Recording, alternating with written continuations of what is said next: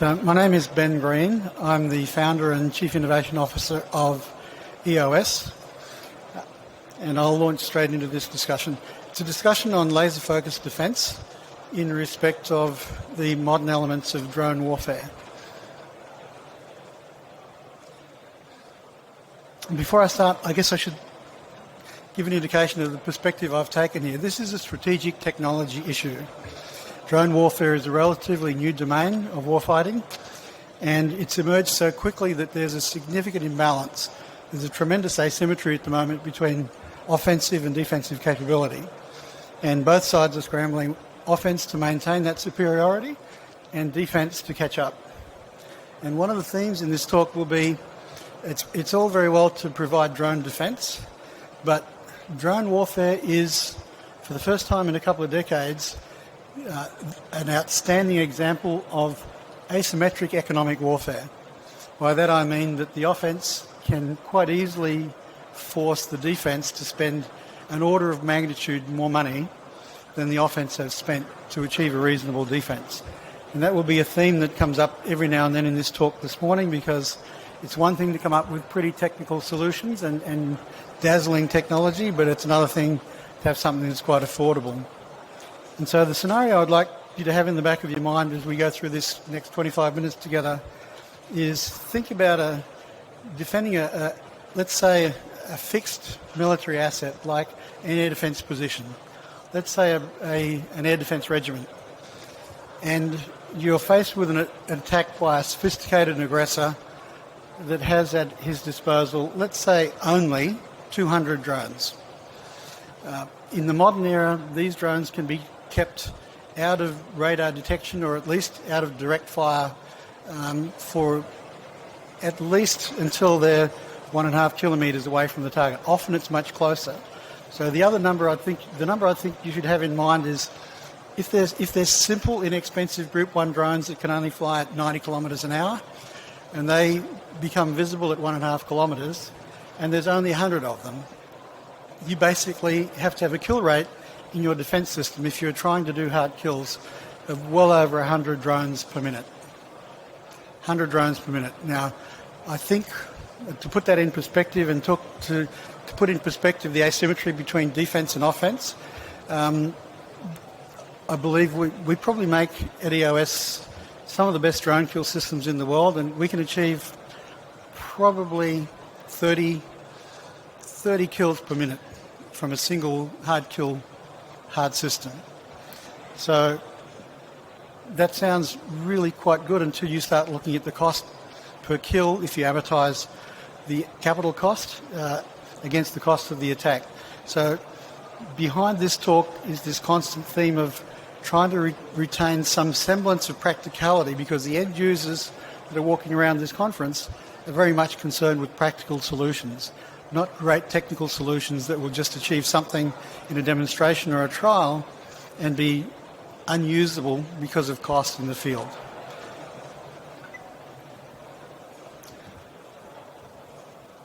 So the key things we're going to be talking about are here, and it's basically talk about drone warfare being a new domain, and the impactful lethality delivery is really significant.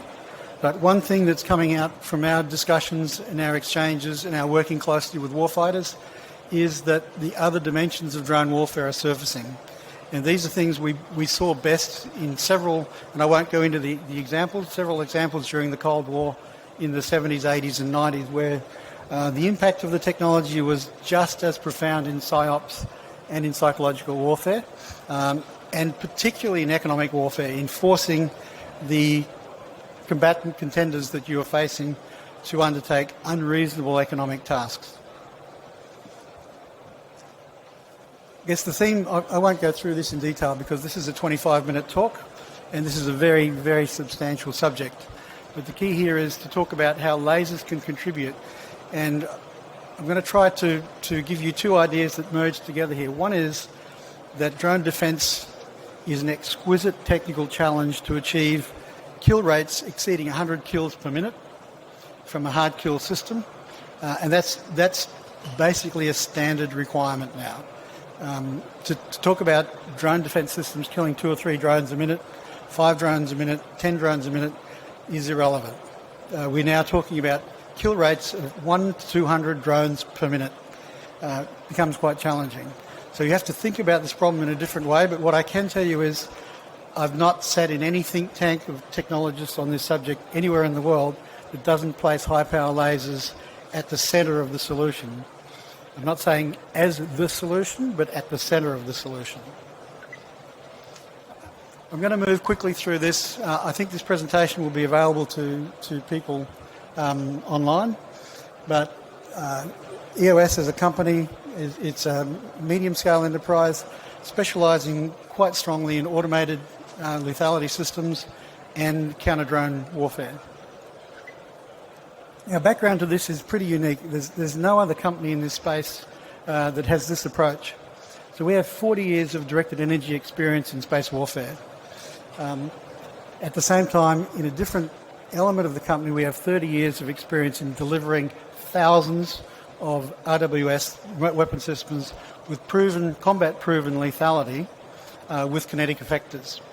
And so in the last 10 years, what the company, EOS as a company, has done is merge these two technology streams to bring directed energy technology as the effector into a proven, qualified, combat-ready, in-service, supportable, sustainable weapon system family.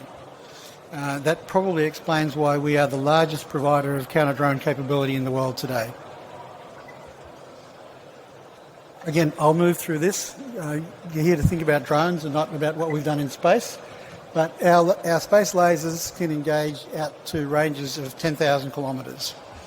So we've got considerable experience operating in and through the atmosphere with lasers.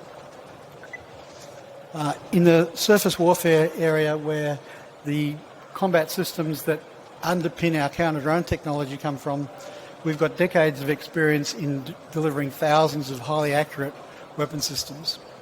And most of you will know about this field of endeavour, but one thing that's quite important to remember here is not just any weapon system can take down a drone. Far too much faith has been put in airburst munitions to bring down drones, and we have been at range with the largest military organisation in the world for 7 years, 3 times a year, testing different kinetic solutions against drones. And if you don't have exquisite precision in the delivery of an airburst munition, it won't take down a drone. This is an example of one of our systems taking down drones with airburst. This image is about 5 years old, so it will tell you that this is a field that we've been involved in for a considerable time and have a significant depth of experience with.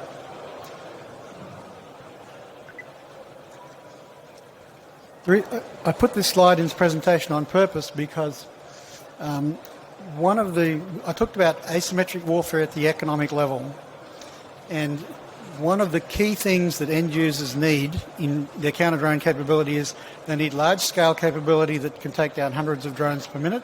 That's for significant assets, but they also need what I call embedded capability that can take down 2 or 3 drones per minute that's organic to their force deployment. So that's a really important point. To have drone defeat capability that's organic to force deployment means the sustainability, the ConOps, the tactics training and doctrine, all of the logistics is built into the current operational scenarios for those military organisations. So what EOS has done for the last 10 years, and I'm happy to see other companies are following us, is they're now starting to deploy drone kill systems that are a supplement and add on to an existing combat capability rather than a specialised system. And so we now see, for example, a significant number of our weapon stations that are drone kill capable. This means they can deliver rounds with better than half a milliradian accuracy, even in full burst mode for machine guns. So it's quite routine for us, for example, in applications like convoy defence against drones, to be able to take down 4 or 5 drones per minute at ranges of 500 metres with a standard GPMG, a 7.62 general purpose machine gun. Because the technology wrap we can put around that doesn't diminish its general use as a general purpose area suppression machine gun, but at the same time it delivers a very, very highly accurate system for taking down drones in small numbers. I'm talking about drone attacks of 4 or 5 drones at a time against a convoy. So what we've done is we've been able to put drone defence capability in every standard kinetic weapon in the suite of weapons that our customers use. And I know this is getting off the subject of lasers, but it impacts the thinking about how you make the whole drone defence scenario affordable. And it's not the capital cost here. This means that the cost of sustaining this is built into the combat organisations that deploy and go forward. So I'm not going to talk to this slide. This slide just tells you what you know, which is that drone warfare is escalating. The complexity of the formations that are coming in attacks are getting really quite impressive. We've seen 500 drone attacks and 200 drone attacks in the last 6 weeks, and very carefully managed in terms of it's not a simple swarming process. It's waves, where each wave is designed to prepare or soften the defence for the next wave. So these are sophisticated tactical discussions that have to take place at the technology level, because the solution to this has to be an affordable suite of technologies.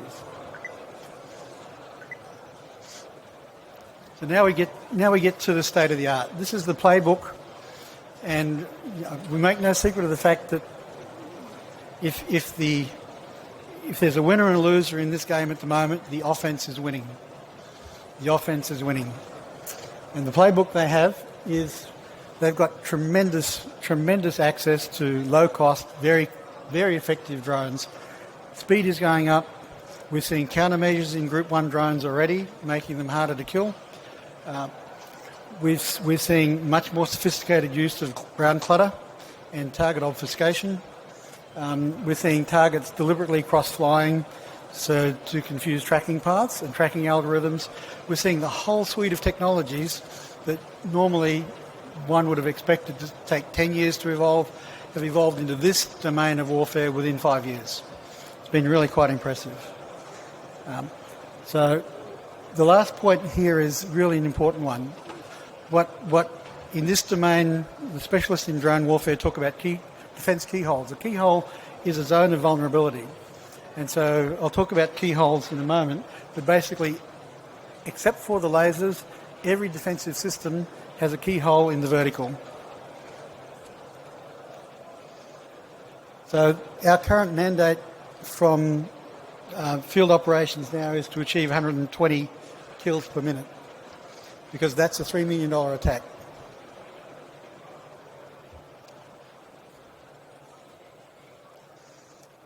So the other thing that's really quite important here is the offense doesn't get everything for free.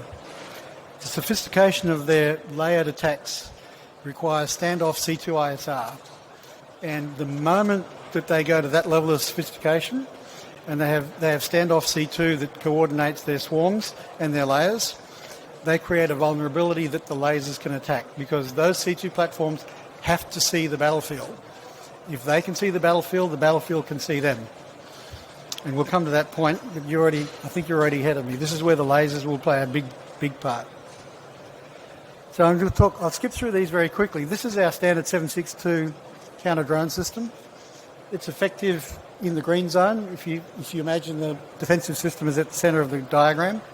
The red zone is the kill zone for the enemy. If the enemy can get into this zone, he will kill you. So in other words, if it's a 762, he's only got to fly it even 5,000 feet, dropping you from above, and there's nothing you can do to stop him. The red zone is the kill zone, and you're dead. This is our 30mm. So we do 30mm kill systems that are really effective out to 2 or 3 kilometres with air burst munitions. They'll take down Group 1, Group 2 drones, but they have a keyhole above. And again, an intelligent drone adversary will fly in at altitude and drop in on top of you. Your defensive system cannot touch him. Even missiles. We have experience over considerable time with using missiles for this scale of defence, and missiles also have a problem with vertical attack. There's a picture of what a laser defensive cone looks like. There's no red zone. And in fact, it's not elongated by accident. The lasers actually kill further going up than going horizontal. So this is a typical laser system. It can kill Group 1, Group 2 drones out to... we're talking about hard kill. In a minute I'll get on to what we call mission kill or ISR degradation. But hard kill, 3 kilometres should be pretty routine now. And they have a much better capability shooting vertically. I'm not going to go into some of the details on these slides because the details talk about things I think everybody sitting here knows about. I mean, the reasons why people like lasers is the cost per shot is nearly nothing, forgetting, of course, that the cost for the system is many millions and millions of euros or dollars. So this is one of the magic bullets that lasers have. We can close the red kill zone. So this kind of takes you to a point where you can already say from this point there is no solution that doesn't use a laser because you have to close this door. If you don't close this door, this is where they're coming. So the next thing that's quite important is if you're going to have a laser anyway to close the vertical kill keyhole, then you can start to think about the massive drone attacks that we're starting to see now that have standoff C2 ISR support. Those lasers, if they're designed and implemented correctly, they can achieve sensor kills out to much, much longer ranges than hard kills. So we're talking about sensor kills out to, I mean, obviously I'm not going to use exactly the right numbers here, but tens of kilometres.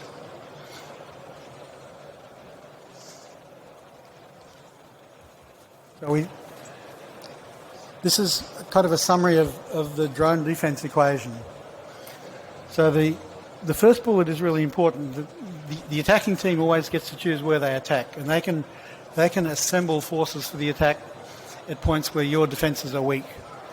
And this comes to the cost equation. So there is a solution to all this, by the way, and I'm only going to address one element of that here, which is the role of lasers in how you put together a tiled solution to achieve a full defence against drone attack. But the key point here is that the offensive team gets to choose where they attack, and they can focus their resources knowing what your defensive capability is. We've already talked about this fact that now we're well above 100 kills per minute required, and frankly, if you're in terrain like you commonly see in Ukraine, where you can use ground clutter for concealment out to 500 or 600 metres, you're talking about 200 kills per minute on a simple drone attack with only 70 or 80 drones.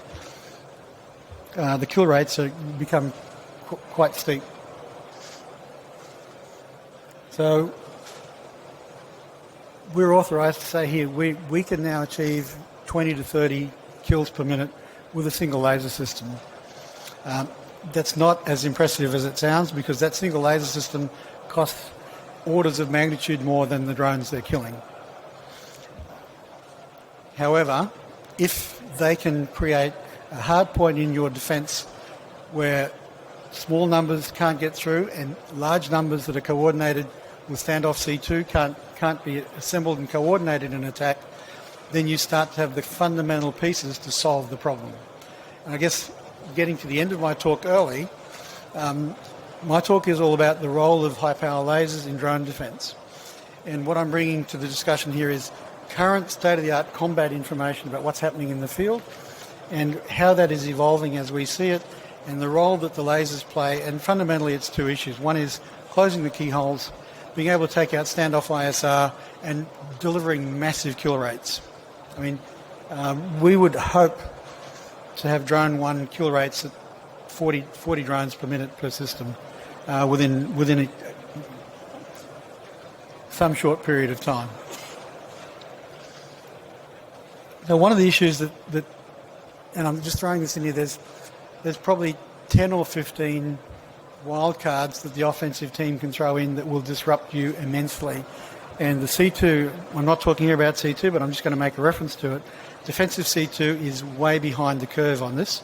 And the last bullet here is just talking about if an aggressor is smart enough to mix up a handful of Group 3 drones in with their Group 1, 2 first and second waves, what happens is, and if they're hardened, instead of taking less than a second to kill, they can take 6 or 7 seconds to kill, and they will disrupt the whole C2 response for taking down swarms just by the fact that they're not responding with the appropriate "I'm dead" signals to the defensive system. So I think we will, this isn't a great secret, but we'll start to see that emerge soon in the theatres that are currently operational. I'll come back to that if I have time. So the real issue here is if you have really massive numbers of drones, they will be coordinated. And if you can find the eyes, you can disrupt their coordination just like they can disrupt you by mixing up a few Group 3s with their Group 1s. I put this slide in here just to remind everyone that lasers aren't automatically and quickly an accepted solution.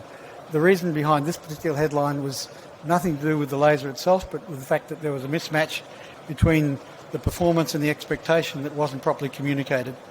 EOS wasn't involved in that program, and I don't mean to be critical of anyone who was. I think that system works fine as it was designed to do. But the tactics required in theatre have evolved so quickly, even against the development time of a single laser system, that there's going to be a rocky road of integrating laser capability into operationally deployed forces. So one of the nice things about lasers is they can be effective even if you don't achieve a direct hit. So for a sensor kill, or even almost as useful is a dazzle, I'll just show, you get the same result from the right as you get from the left picture. In other words, and that's probably a miss of about a milliradian. So you can miss by a metre per kilometre, which is a 5 metre miss at 5 kilometres, and you'll still take out the sensor. So if you've got, by the way, on the left is a picture of our current 50 kilowatt scale DE system. So it makes a huge difference in terms of the accuracy of delivery. If you're going for a sensor kill, you can shoot with 1 milliradian accuracy versus 50 microradians is the largest error you can probably accommodate for a laser hard kill. I think my maths is okay. That's a factor of 200, isn't it? 20. It's still a big gain to get. So one of the things that is emerging now is, I talked earlier about embedding capability into the forces organically. So combining lasers with current weapon systems is another way to do that. Our first wave of embedding in operationally deployed forces was to improve the accuracy of kinetics, so the kinetic systems themselves, as well as doing their normal task, could actually take down drones. We're now well into the second phase of embedding, where our dual weapon systems, we're retrofitting, we're taking off the second kinetic weapon and replacing that with a laser. The laser's not big enough to achieve hard kill, but it's big enough to achieve sensor kills and laser dazzling on sensors out to quite a few kilometres. And so this is actually happening in real time, and you can see how easy it would be. I mean, this is a Javelin pod on an RWS. The dazzle laser is actually lighter, smaller and easier to mount than the Javelin. And remembering we only have to shoot it to a milliradian, and the standard EOS weapon systems shoot to 0.4 milliradians across the whole spectrum of operations. Here we have a Mark 44 30x173 cannon, also with a Javelin. So any dual weapon remote weapon system that's already deployed can be retrofitted with a high power laser and serve a significant role in defending against drone attack. Even in the convoy protection mission, which is a really, really important one, and is often the subject of what we call sparse drone attack, a dazzle system like this is enough to I guess, reduce the effectiveness of the engagement from the enemy's position. So why this is important is we have to address this drone domain, the evolution of the drone domain of warfare, both with a technology response, but that technology response has got to be scaled so that it's proportional to the cost of mounting the attacks against us. So this is almost the end of my slides. And this is in blue. I've got the offense and defense. The offense I put in blue because they're winning, not because they're the good guys. So this is the feature of drone offense right now. Production worldwide of offensive drones is going up. Cost reductions are being achieved. The testing, operational testing in theatre of swarm attacks that are properly coordinated, both in terms of the number in each wave, in each swarm, but also the scale, whether it's Group 1, Group 2, or what I would call protected Group 1. So as I mentioned earlier, we're already seeing countermeasures, drone countermeasures in the battlefield. We're seeing better exploitation of the battle space by the drone operators. Automation is playing a part already, and we have nightmares about what AI will do. I think it's fair to say, and the most important thing in conflict in a new domain is achieving escalation dominance. And the offence has escalation dominance in its pocket right now. They can produce more drones than we can shoot down. And they've, of course, as the offence, get the choice of the time and location of the attack. So where we are now, and this is I'm happy to say this is a very rapidly evolving picture in the defence.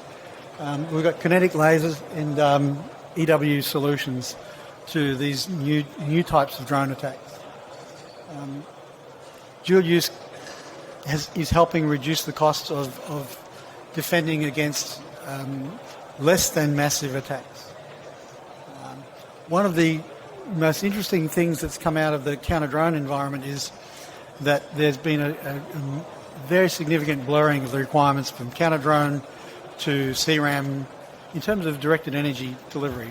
Counter-drone, CRAM and VSHORAD, MSHORAD have all merged together, because if you're delivering a 150 kilowatt laser system, it will do a pretty reasonable job at quite a few of those defensive roles. We're now seeing mission kill versus hard kill being planned for rather than an accident of faulty execution. Dazzle and ISR denial is becoming more and more important as the sophistication of drone attacks goes up. We're still at low rate production and high costs.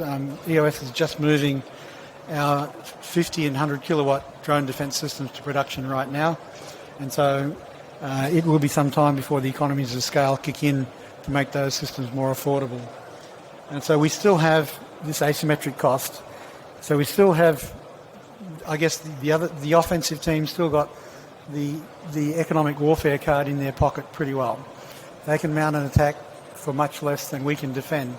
There is a solution for that, and right now the solution being applied in most Western countries is that the cost of the defence is scaled not against the cost of the attacker, but against the value of the asset that's being defended. And using that logic and blending the cost into the actual cost of the asset itself is resulting in some quite reasonable defensive structures being put in place. So as I said, offence is winning. We have to expand our capability to embed dual use capability with organically deployed forces, and we have to achieve this ability to take out and more than 100 kills per minute. But this can include taking out the brains that's coordinating with direct view of the battlefield.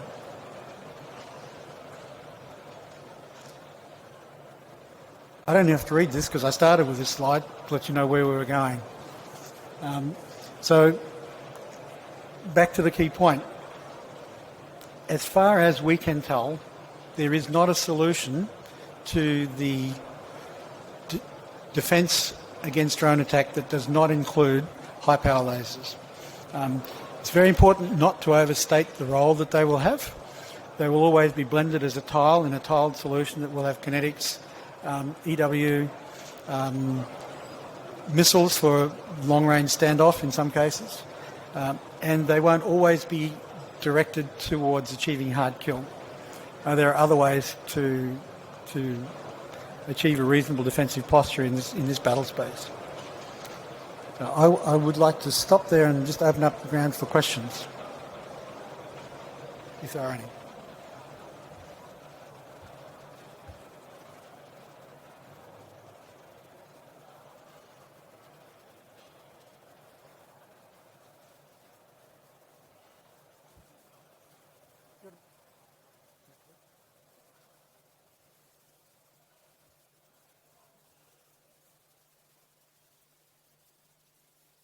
Oh.